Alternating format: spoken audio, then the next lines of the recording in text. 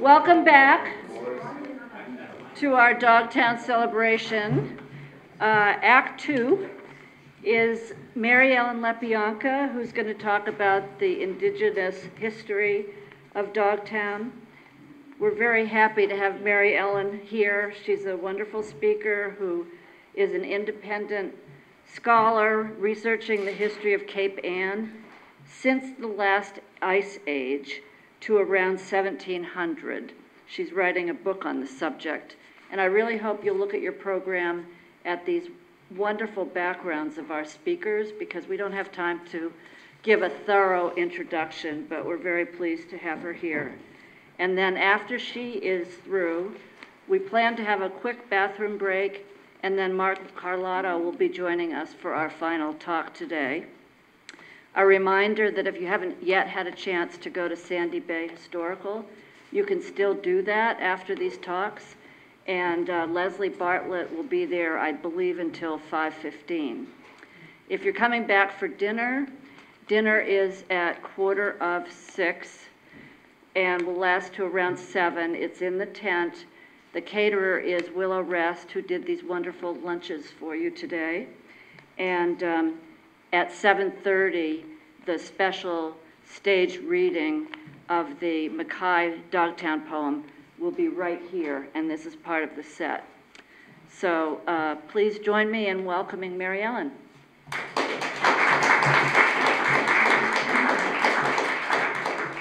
Thank you, Catherine, and hello, everybody. Happy to be here. As it happens, Dogtown has been explored and excavated by many generations of residents, map makers, artifact collectors, and avocational and professional archaeologists. And this is just a flavor. We had Frank Speck. He was a noted ethnologist with a summer home in Riverview. He and his student, Frederick Johnson, who later excavated the Boston Fish Weir, they explored Dogtown in the 1920s. In the 30s, we have amateur archaeologists Foster Saville of Rockport and Carlton Phillips, who ran the LePage's glue factory in West Gloucester. Was an avid collector. He collected artifacts in Dogtown. And they reported that they saw Dogtown as a Native American landscape and wrote on that subject. In 1941, the philanthropist and conservationist Frederick Norton collected colonial artifacts from the cellars, and he donated them to the Sandy Bay Historical Society, where you can see them. And then in 1954, we have Roland Wells Robbins. He had excavated the Saugus Iron Works. He was the archaeologist responsible for that site. And he also excavated Henry David Thoreau's cabin on Walden Pond. And after that, he came up here to Dogtown, and he excavated Dogtown cellar holes and discovered Cape Ann's first sawmill, which was erected in 1642. Later in 1970s, state archaeologists came to Dogtown. They were helping Gloucester assess its archaeological heritage. This was Garth Bawden and Frank McManaman. And on their advice, Rockport redirected a pipeline to avoid destroying a colonial house foundation and wellheads and the mill site. The state recommended that the city have Dogtown listed on the National Register of Historic Places. A nomination form was prepared but not acted on. In 1985, Elizabeth Martin, who was a student, wrote her dissertation on a study of Dogtown Common. In the 90s, we have Irving Suchalecki. If you were at the Sandy Bay Historical Society, you may have met him. I believe he's visiting and is actually in town. He was a student at MIT back then, and he wrote a book on the subject of the three cellar holes that he excavated and what he found in them. In 2019, the Gloucester Historical Commission received a survey and planning grant for an archaeological survey of Dogtown. This was conducted by the Public Archaeology Laboratory of Rhode Island. They're a cultural resource management group authorized by the Mass Historical Commission. And another nomination form with detailed maps was prepared for having Dogtown added to the National Register of Historic Places. This initiative was voted down by the Gloucester City Council. The city was concerned that putting Dogtown on the National Register would interfere with local control over future development, which was actually not the case. And there was also a negative social media campaign conducted by certain citizens suggesting that putting Dogtown on the National Register would harm Dogtown as a natural setting by attracting unwanted visitors. Also not really the case. I would have helped to preserve Dogtown as a historically and culturally significant landscape. I was chairperson, co-chairperson on the Gloucester Historical Commission at that time, and I just wish that Jonathan Bayliss and his friend Charles Olson and others could have been on our team, as well as all these contributors to the archaeology of Dogtown, attesting to the cultural and historical value of this place. Oh, and this for general interest, this is a map that was generated by the Public Archaeology Lab. The red line delimits the proposed boundaries of Dogtown as a National Register place. The blue-green or teal-colored area, I don't know what to call that color, those are the watersheds for the Babson and Goose Cove reservoirs. The green area is Dogtown Common, and the light green area within the green area encompasses the colonial settlement's cellar holes. The Babson Watershed land was given, as you probably no doubt know, to the city of Gloucester by Roger and Gustavus Babson. They were descendants of Isabel Babson, who came to Gloucester in 1637 with her son James and set up a successful practice as a midwife. Roger Babson's philanthropy included founding the James Babson Museum Cooperage Shop in Rockport, the Isabel Babson Memorial Library on Main Street in Gloucester, the Babson College in Wellesley, which he founded in 1919, and also noted for hiring out-of-work Finnish quarrymen to cut words into stones on the Babson Boulder Trail in Dogtown during the Great Depression, which you've seen if you've gone on any of the walks. He was an avid collector of artifacts from Dogtown as well. Dogtown's cellar hole sites are very much disturbed. We hear more about them and about other features in Dogtown from Mark Carlotto from the colonial period. And the artifacts from the cellar holes are on exhibit at the Sandy Bay Historical Society in Rockport. And I hope you get a chance to go there if you haven't already. Les Bartlett is looking for you. And it's, as I say, possible that Irving Suchalecki is on site, the archaeologist. This is Roland Wells Robbins excavating cellar holes in 1954. He was very excited about all this. He wanted to rebuild Dogtown. He wanted to rebuild the houses on the mill site and make a kind of Sturbridge village up there. And of course, that didn't happen either. And here he is at the site of the mill, the Grist Mill that was built in 1642 near Beaver Brook on near Beaver Dam on Alewife Brook. So, and those sites are still visible today, if you know what you're looking for. This is the dam site and mill trace. And this is Irving Suchalecki in 1991. He's pointing at an above-ground indigenous stone feature at a natural spring. The Algonquians who occupied the eastern seaboard moved and modified and inscribed boulders for cultural purposes, and some of those constructions survive today. We can only speculate about the spiritual significances of these features, but in their animism-based belief systems, rocks were animate. They were believed to possess spiritual power or manitou, and they either represented or embodied or housed spiritual entities. Boulder constructions also had practical uses. They marked the location of springs and groundwater flows. The Algonquians also aligned boulders to serve as sightlines for tracking astronomical phenomena on a false horizon, such as the solstices and the equinoxes. The Algonquian-speaking people who were living here at the time of European contact were the Pawtucket, known locally as the Agawam Indians, but Agawam was simply the name of a principal village in Ipswich. They were a branch of the Pennacook of the Merrimack Valley of New Hampshire. They migrated into this area and into what became the rest of Essex County by around 1200, it's estimated. And of course, there were many other people here before them.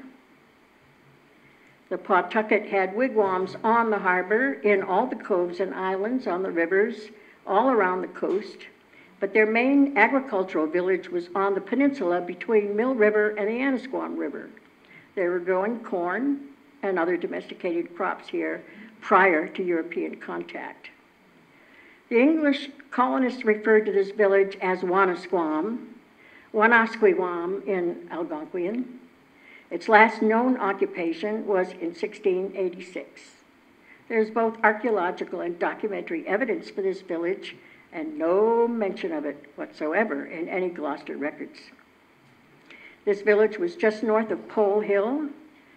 Pole Hill served as an astronomical observatory and probably as a ceremonial stone landscape that had first served other more ancient indigenous people. And it was those ancient people who first made and used stone features in Dogtown. They were people of the late maritime archaic and early maritime woodland periods. They would have lived here between 5,000 and 2,000 years ago. Dogtown would have been important to indigenous peoples in all times over all the thousands of years because Dogtown's wetlands are the source of fresh water here, and its environment supported abundant wild food resources, plants and animals, that any pre-agricultural people would have depended on entirely for their subsistence, along with, of course, our fish, shellfish, and marine mammals.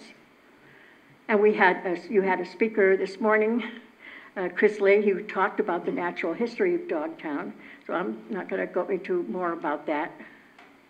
You might wonder why we didn't know about the Pawtucket at Wanasquam. Information about indigenous history here and in other coastal towns throughout Essex County has been suppressed. Historians refer to this as erasure, and it's perpetuated through the politics of the archives. I was told definitively by Gloucester archivists that there were no Indians here when the English settled. They had all died out or become extinct, and anyway, they were only nomads. They left nothing behind but shell heaps and their graves. And this is a false narrative that has been perpetuated over 400 years and is now changing.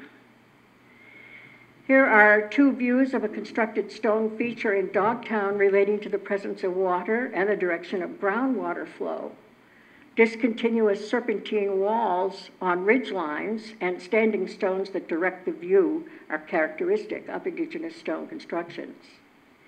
In Algonquian cosmology, rocks are surface features that can communicate with or mediate between spirit worlds, between the spirits of the water world below and the sky world above.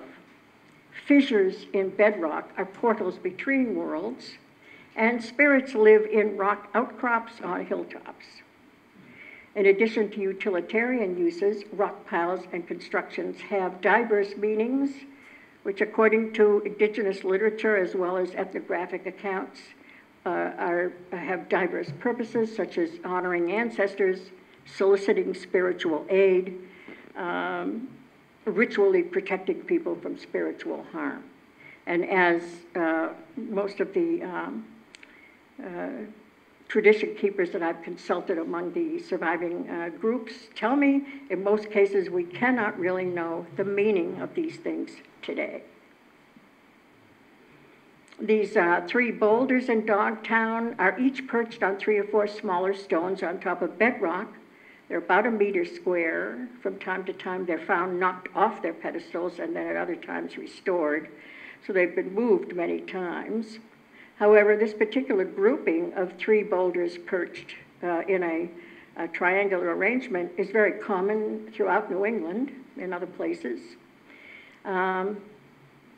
in indigenous sites, and their meaning remains enigmatic.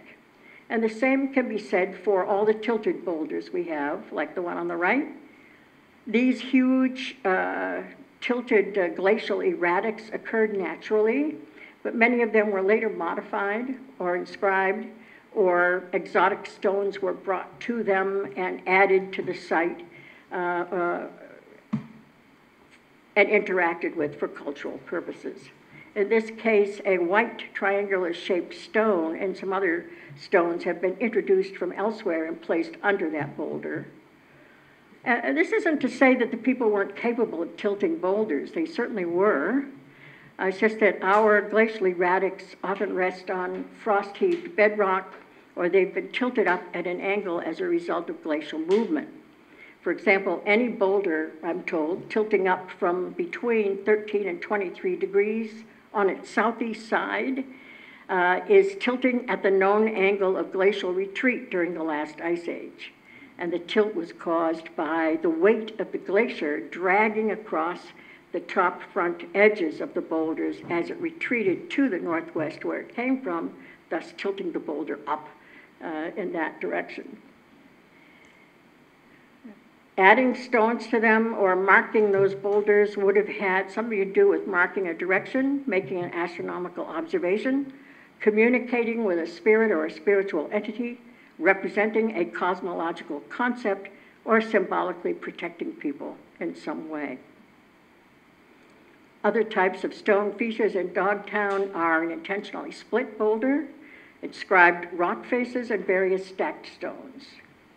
This split boulder, and the little girl in that picture is my daughter, who just turned, well, she's middle-aged, let me put it that way. So this was a while ago, but it's been filled with smaller stones, and this has been documented as a custom, an Algonquian custom, long practiced it, of depositing honor stones or prayer stones in a crevice or at a site but any time you pass by that site, in commemoration of a person or an event. Someone pointed out, another anthropologist pointed out, that those cracks sometimes may have been filled to block an undesired portal to the underworld. So, as I say, the interpretations are probably best left to themselves. Dogtown has rock piles that may be directional way markers, and there are many partial walls. Indigenous people would have interacted with all of Dogtown's monolithic boulders culturally, including, for example, Peter's Pulpit, Andrew's Rock, Whale's Jaw. These are massive granitic outcrops or constructions that would certainly have, Indigenous people would certainly have had something to do with them. Indigenous people made walls, and distinguishing them from colonial ones is complicated by the fact that colonists often integrated Indigenous walls into their pasture walls. They often would take stones from Indigenous constructions to use in their house and barn foundations and property lines. A real Indigenous wall is usually only a meter or two long, a couple of meters long, not very high. They do not enclose spaces. They do not serve as boundaries, and they often have unusual features in them. For example, introduced rocks of different mineral content, niches or openings in the rocks or vents. And an Indigenous traditional keeper, while we were on a walk together, pointed one out to me and said that he thought that that was an intentional vent in the wall, and that it could have been meant to communicate respect for the wind spirit that blows across that direction so as not to block its passage. There were an awful lot of spirits that you had to propitiate in some way. And if you read the lists of the spirits, you begin to appreciate this, how this might all be enacted onto a landscape. Openings and walls had niches for offerings to spirits. Offerings were made in small bark baskets or small woven baskets. During colonial times, they reused colonists' glass medicine bottles, discarded bottles, apothecary bottles for their offerings. The things that were offered were things like sweetgrass and tobacco, cedar, sage, which are the Algonquian sacred herbs. So nowadays, and of course a lot of vents and walls might be completely natural or dropped there by glaziers. Archaeologists are now using a technology called OSL, optically stimulated luminescence, to try to date stone constructions to help distinguish the ones that were made in pre-contact times, the ones that were made too early for colonists to have done them. But it's very much a case-by-case situation.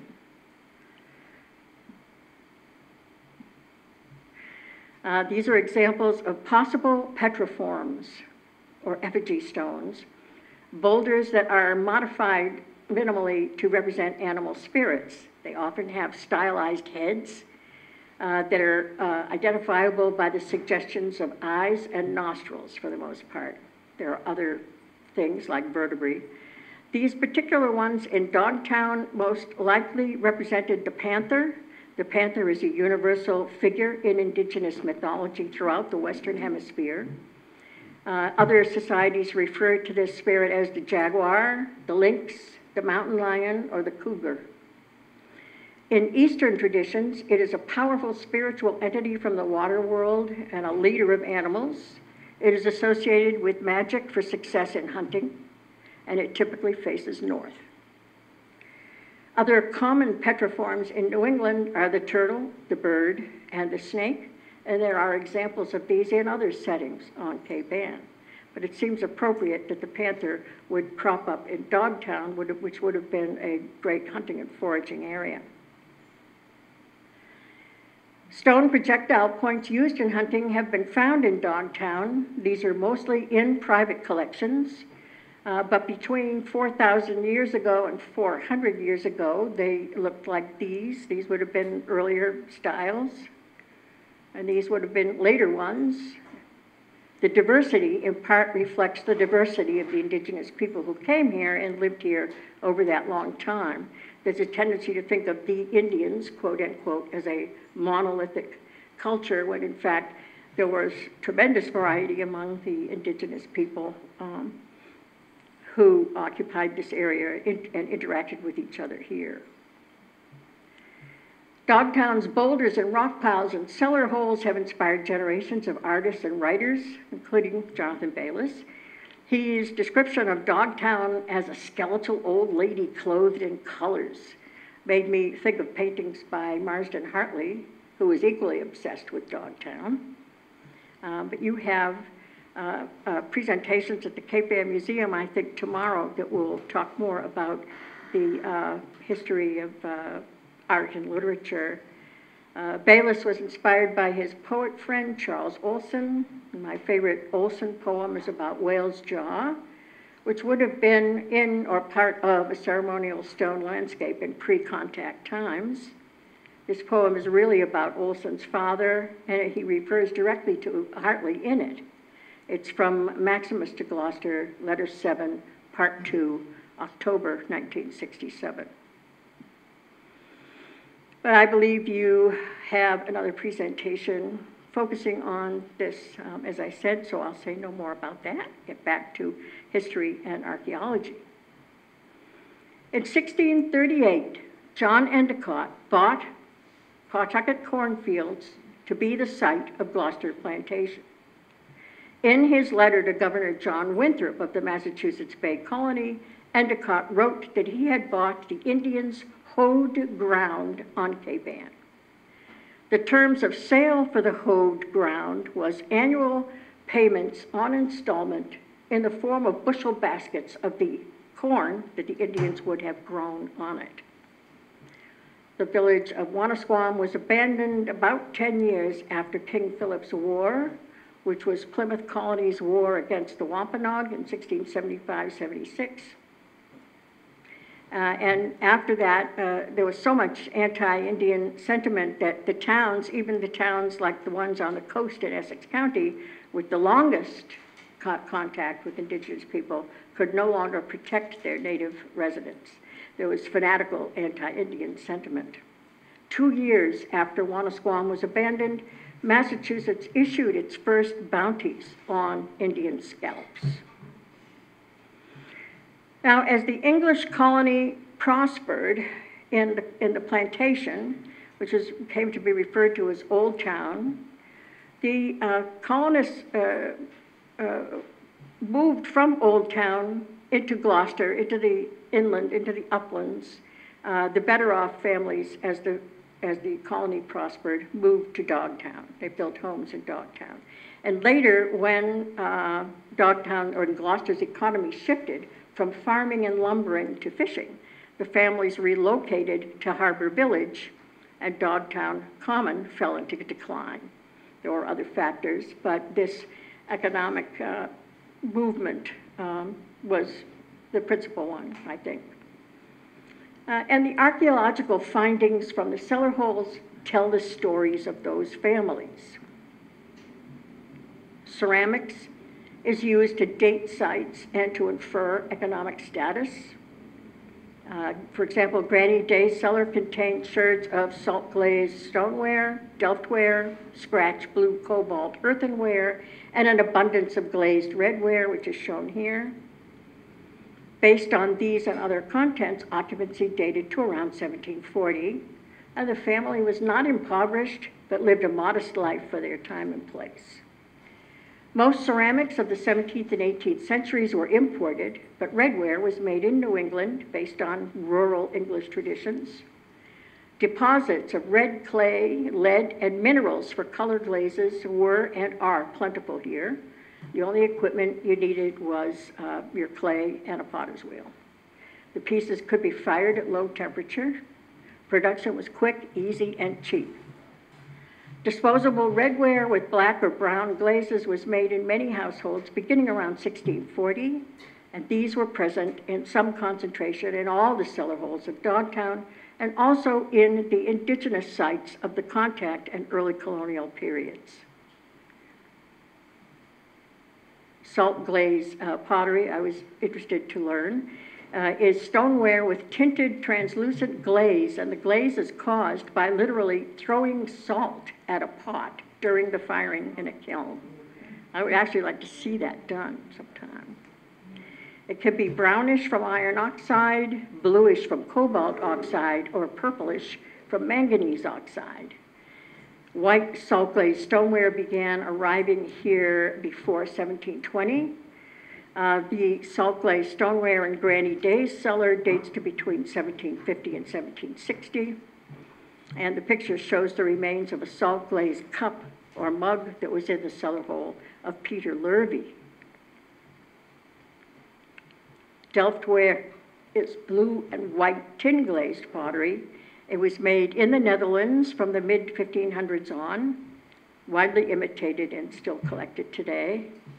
It is ubiquitous at American sites dating from 1640 to 1740. The so-called scratch blue salt glaze is made by incising designs into white salt glaze pottery and filling the incisions with blue cobalt oxide. So the finished pot has a blue design with an overall bluish tinge. These are also widely collected today. It first came on the market in 1720. The scratch blue stoneware in Granny Day's cellar dates to between 1740 and 1780. These are fragments of scratch blue cobalt salt glaze mug, and to the right is the base of a redware jug from Joseph Winslow's cellar. These are examples of what 18th century Delft and Chinese export porcelain looked like. The presence of Chinese export porcelain dates a site to sometime after 1780. The China trade, for which Salem became famous, developed after 1800, but between 1780 and 1840, there was a heavy importation of inexpensive Chinese porcelain made especially for the American market. Porcelain was made from white kaolin clay fired at very high temperatures that fused the decoration to the clay and gave pieces a sort of translucent quality. One of the cellars that Irving Suchalecki investigated dates to a later time. It had creamware, which is stoneware pottery with colored designs sealed under a clear lead glaze. Creamware was created in England to compete with Chinese export porcelain. Josiah Wedgwood made creamware, and even comparatively poor households would have had some creamware. Suchalecki excavated Abraham Wharf's cellar, which had Delftware blue salt glaze imported from Germany, lead-glazed polychrome earthenware called slipware, and pearlware dating to the early 19th century. Polychrome earthenware was pottery painted with color slips before firing and sealing. This slipware is found everywhere in early 19th century sites in New England. It was imported from England between 1760 and 1770, and after 1770 it was made in Newburyport. Newburyport had a very thriving pottery industry, making slipware between 1770 and 1790. Pearlware was a kind of creamware with a whiter ground. It became popular in England after 1800. Wedgwood made cast white embossed pearlware in the early 19th century, and there is a higher concentration of pearlware in the Wharf site than in others. That piece would have come from a mug or ewer. The presence of pearlware and German imports suggests that the Wharf cellar represents a slightly more prosperous family and also a later date of occupancy. On the right are some ceramics from Peter Lurvy's cellar, including the incised bowl of a kaolin clay pipe.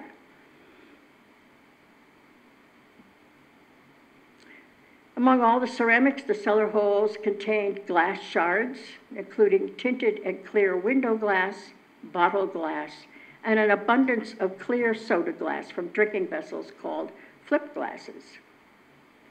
Glass shards, like pottery, can be used to date sites and also identify how a site was used. A flip glass was a kind of tumbler, plain or engraved, only around 4 inches high, imported from England between 1750 and 1800, and they were used to drink an alcoholic beverage called flip. It was aptly named. It was made by mixing sugar or molasses and rum in a bowl of beer. Then you insert a red-hot poker into the bowl to make it froth and to caramelize the sugar. And this was called flipping, hence the flip glass. The drink was also referred to as a hot toddy, and there is lots of flip glass in Dogtown. Lots. These are the bases of hand-blown tumblers that were in Peter Lurvy's cellar, and on the right are fragments from Colonel Pierce's cellar. These are from molded, blown glass salt cellars. They were made in England by Henry William Stiegel in the mid-18th century.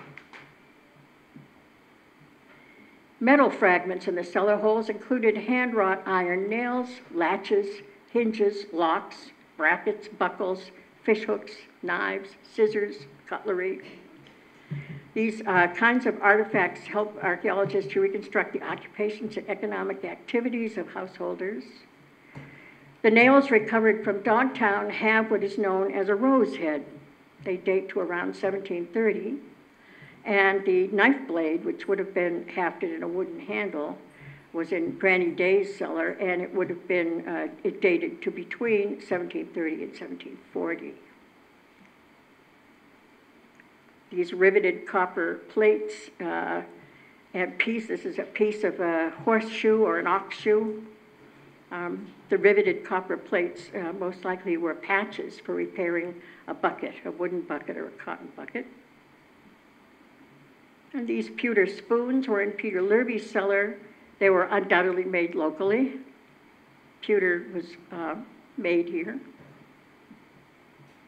And there were copper and brass buttons and cufflinks. The sleeve button at the lower left, found in Granny Day's cellar, was dated to between 1726 and 1776.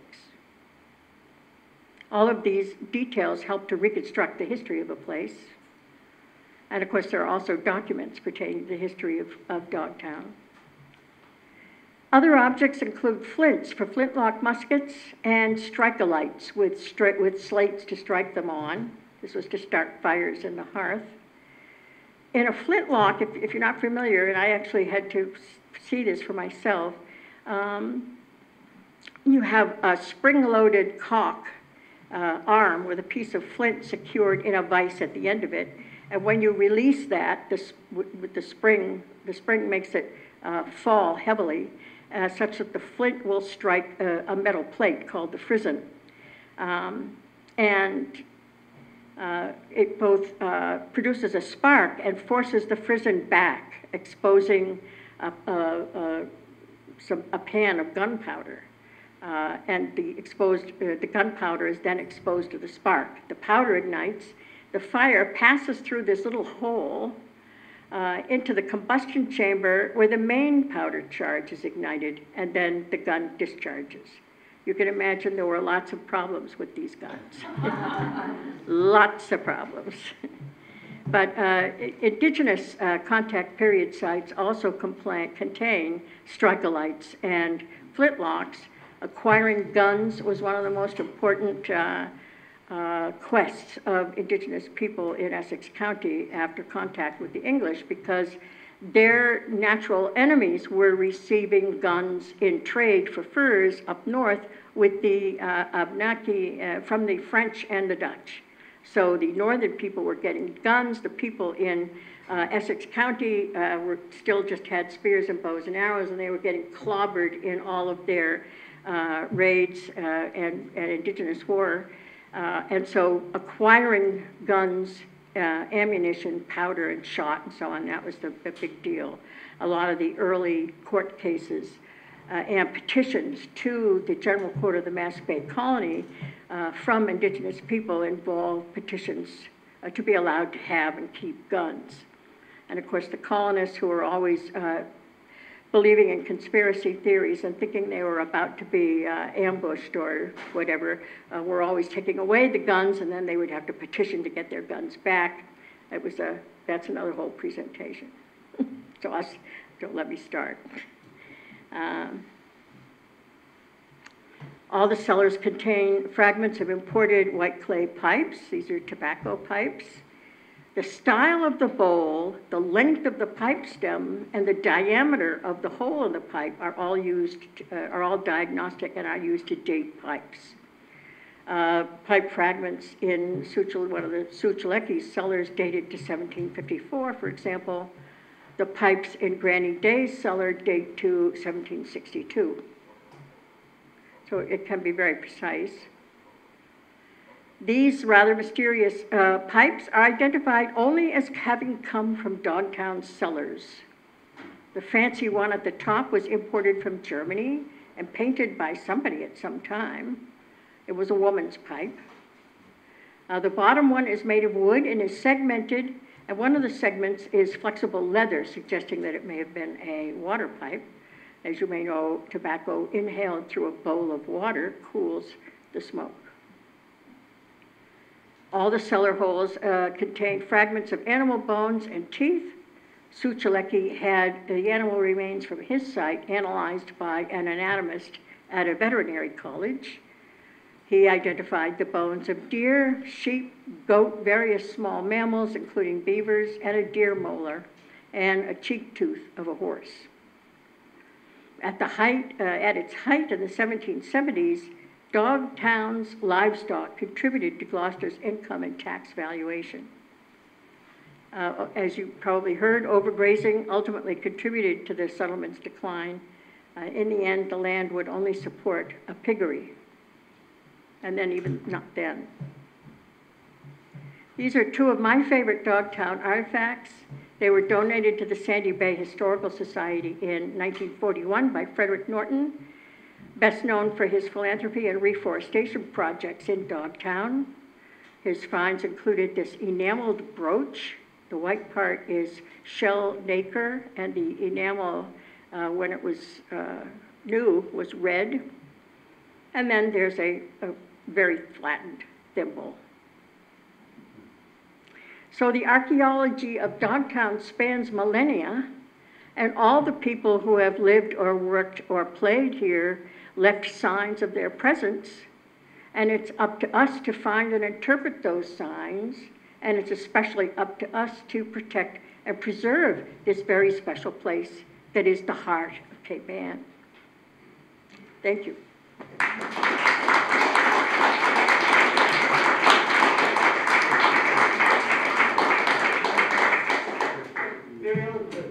The map you showed a couple times, not that one, I didn't see a date on it, but it showed Alewife Brook with a pond near the plantation. Was there, what year was that? And was there a dam at Babson at that time? That's Babson's map. It would have been it was a historical map that Babson made, so it would have been from the early part of the 20th century. I don't have the exact date for it. Because I wondered, was there a natural pond at which is now Babson Reservoir, all flooded? Right. Or was there historically? I think that pond is Cape Pond. Oh, no, actually, Alewife, it showed it, I think it was where Babson Dam is. Well, there must have been the dam then, because Mill Pond did not exist before the dam. Mm-hmm. So if there was a pond there, then it was after the dam. Yeah. Are there other questions, or? I got one more. Yeah. Of all the work that you've analyzed over the years and are going to do in the future, just what is left? Obviously, there's a lot left, but in your eyes, as a professional, how much are we missing about the archaeological history that could be studied in Dogtown? In Dogtown in particular.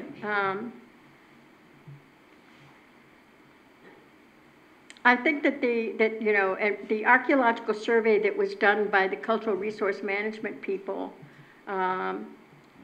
they do not disclose the locations of any of the things that they find.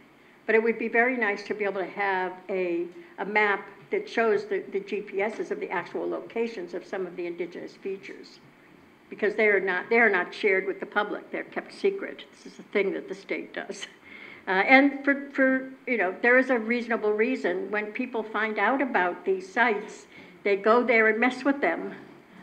They move stones, they dig in an illegal way or without authorization, and then it's impossible to really interpret. I'm thinking, for example, of Mystery Hill in New Hampshire. That site has been messed with since the late 1600s. Or up to the present day, and archaeologists keep having to go back and identify what is authentic and what was original and what was indigenous, and it really gets to be very messy. Even Pole Hill, which I identified as an indigenous ceremonial stone landscape or astronomical observatory, has been disturbed just since that became. So I should have kept my mouth shut about it, kept it a big secret. Yes? In the San Day Museum, in the room where it had the indigenous artifacts, they said that the Indians were only here seasonally on the Cape. Yeah, for some reason it was not acceptable that the Indians should be, quote, civilized, end quote. They had to be, quote, primitive, end quote. So it was not acknowledged that they were, they had a mixed economy.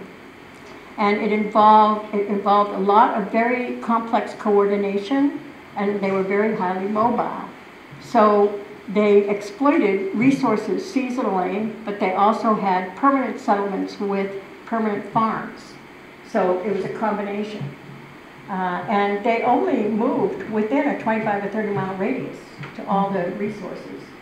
It's such a rich area with upland, wetland, estuaries. You could get everything. It would still support quite a lot of us at a subsistence level.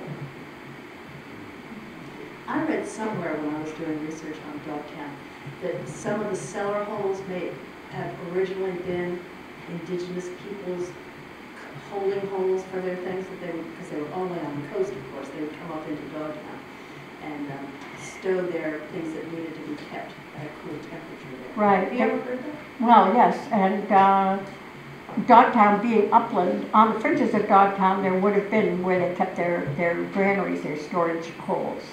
But it's doubtful whether or not you could ever prove that any of the cellar holes originated as a storage storage place. The people would have been up there, they would have been picking cranberries in Granny Day Swamp. And, they would have cached not only food, excuse me if I sit down, not only food would they cache, but also supplies that were needed for making wigwams. They had to move their villages periodically because corn depletes the soil within a couple of years. It's a very heavy nitrogen feeder. If you're not using fertilizer, you cannot plant in the same ground year after year. So they would go a half a mile this way or a half a mile that way.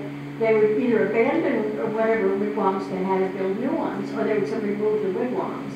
So the colonists always thought that they were abandoning their villages when they were just moving to new fields to plant and to have fertile. So there was a lot of mobility, and they were seasonal migrants, but it wasn't like they came into and out of the area. There were always people living in the villages. One last question.